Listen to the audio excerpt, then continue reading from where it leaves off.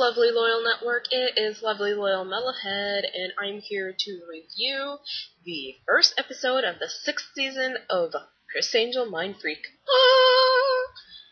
Oh yes, what an episode. I was just watching it with ecstasy, just so happy that it's finally here. So anyway, let's get down to business, shall we? The first episode of the 6th season was called The Grand Canyon Death Jump.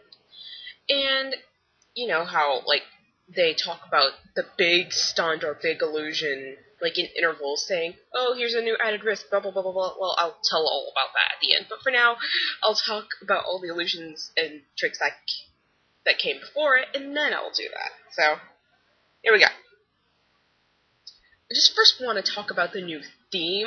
You know, the music stayed the same, but it was filmed in his new house, which was so exciting to see. It's kind of really cool that he gave us a tour of his own house via the theme song.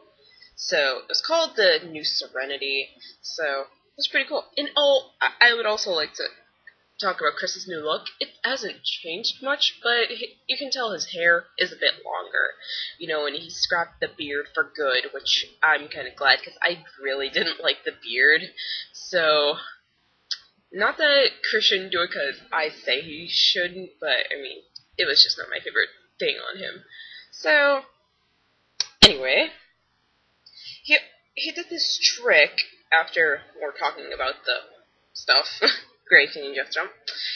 He was just, like, standing in the parking lot of the Luxor, it seems, and he had this curtain. You know, it's one of his trademark kind of illusions, I would possibly say. He always seems to do this, where he has a curtain or something, he, like, lifts it up, and then he, like, lifts it up off the ground, and then there's this girl right there, like, kind of, like, kneeling in between his legs, as wrong as that sounds. I'm sorry, I can't put it any other way.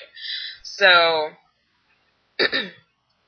then she's like, oh, Criss, quit screwing around, run late, blah, blah, blah. And she takes the curtain, and then it's another girl there. Criss pulls up in a car. He's like, come on, we're late. You know, I think that's funny. It gets me every time. So then,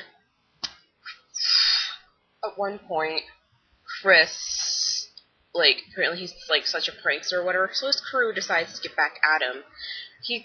They're, like, setting up for the big stunt, the death jump, and then he goes in the porta potty.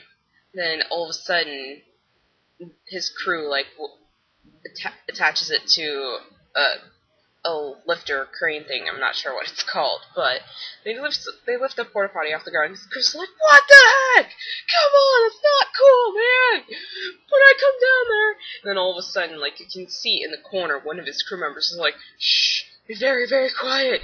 I'm gonna do something totally awesome. He lifts the curtain, and boom, there's Criss, where the former crew member was. And then the crew member's up there in the porta potty, and they're having to get him down. Which I thought that was hilarious, you know. You just gotta friggin' L at that kind of stuff, as much as I hate saying chat speak in real life, so, but oh well. Then there's this trick where he did kind of like an homage to the magician Doug Henning. You know, Criss, like, owns, like, much memorabilia from, like, magicians in his new house, his new office, the Serenity. And one of them is Doug Henning's floating ball, and he talks about how, like, whenever he, like, touches the box that holds the ball, he can, like, feel his spirit or whatever, like, and then he, like, does Doug Henning's floating ball trick, where he, like, makes the ball float, you know, hence floating ball. So, just kind of cool. And let's see. Oh, Criss does another solid through solid demonstration, where he goes and takes an audience to his private garbage dump, or whatever.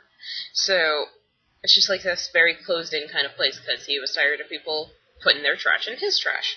So, there's this private thing. So, to get to the trash barge, it's like surrounded by walls on all four sides, except for a metal cast iron door. You know, it's just like bars. So, he has somebody from the audience and from that group take like a random piece of cardboard. Criss is locked behind the metal bar door, and then he penetrates himself through the door, which it's solid. Oh my gosh, how can he do that? Then Demetra, Criss's mom, comes by and wants to know how he does that. He's like, no, I can't tell you in front of the cameras. So then, yeah. Let's see. Oh, he does this other trick with, he's just, like, sitting at a place in the Luxor, and he just has these coins, these 2 quarters, like, drops them on the table, like, his hand's under the table, drops them on the table over where his hand is, and one of them goes through the table. Ooh, more solid through solid. So then, we at home are so lucky to be able to see a glimpse of Criss's live show at the Luxor, I believe. It's called Enigma.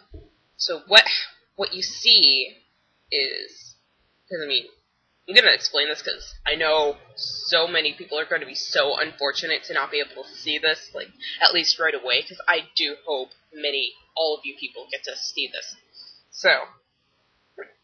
So there's this 4 foot by 4 foot, like, metal cube. It's like, the edges are metal, you can, like, go through the sides and stuff. It's 6 feet above the stage. So then, KL, one of the characters or assistants in Criss's show, shrouds herself in the cloth or whatever. She disappears, reappears in the cube, which, by the way, was shrouded by something. And then curtain comes up, and Criss is gone. He reappears in another part of the theater. Whatcha? Which is pretty awesome. So, I have, like, notes here, which is good. So then he does this other trick at his office with the designer of the T-Rex, I believe. No, it's Matt Smith from Fusion. He did his whole home house system. He drank from a Coke can. He's like, oh, I'm not going to promote this, but you can tell it's a Coke can. So, he drinks from a Coke can, and he leans it at an angle. It's just like right on the bottom edge. It doesn't fall over. It doesn't sit back upright, which is friggin' awesome. Then he shows us how to do it, which really all you have to do is drink half the can, and it'll balance like that. So Demetra kind of sets it on the edge. She's like, oh, I can do this! I'm magic! Which I thought was kind of funny. Okay. So now I get to tell you all about the Grand Canyon Death Jump. Look for it in part 2 of this video, because I tend to rain a lot, so it needs a part 2. Go over there now. Ah.